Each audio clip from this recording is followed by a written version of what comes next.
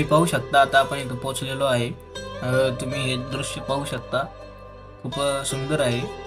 पावसाळ्यात आले तर अगदीच छान दिसेल तुम्हाला। हे संत दर्शन म्युझियम आहे।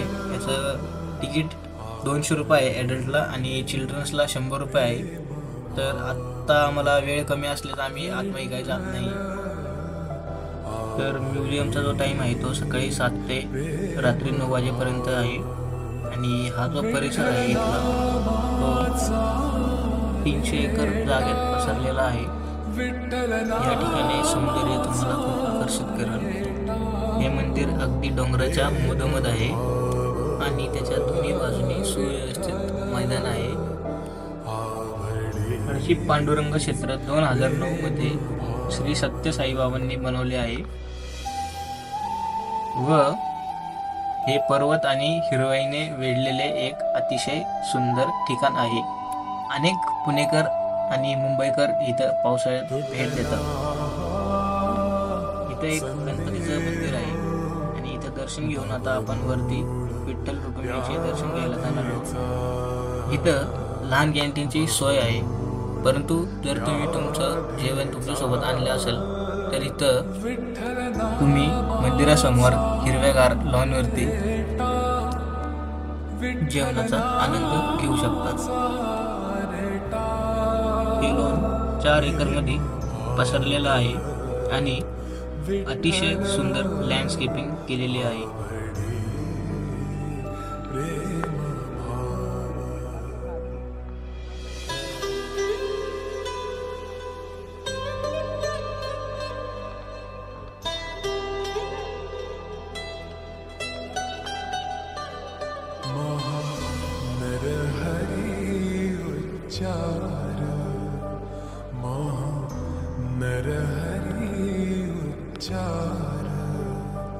कृष्ण हरी श्रीधर हे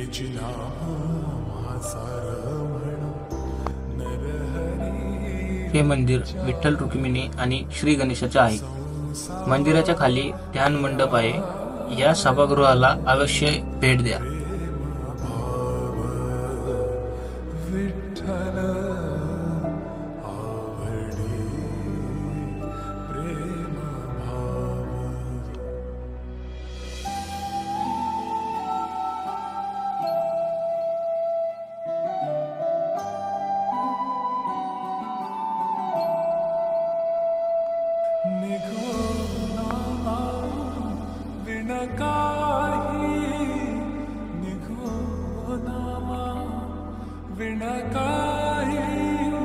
विठ्ठल कृष्ण लवलाही नाम म्हणे तर लोपाय।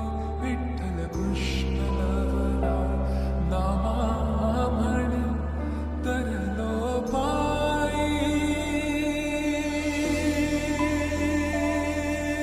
तर आमची दुसरी व्हिडिओ पार्ट 2 लवकरच येणार आहे, तर ती पण बघायला विसरू नका। तर व्हिडिओला लाईक सबस्क्राईब करायला विसरू नका। असेच नवीन नवीन व्हिडिओ बघण्यासाठी खालील दिलेले बेल आयकॉनवर क्लिक करा आणि सबस्क्राईब करायला विसरू नका। धन्यवाद।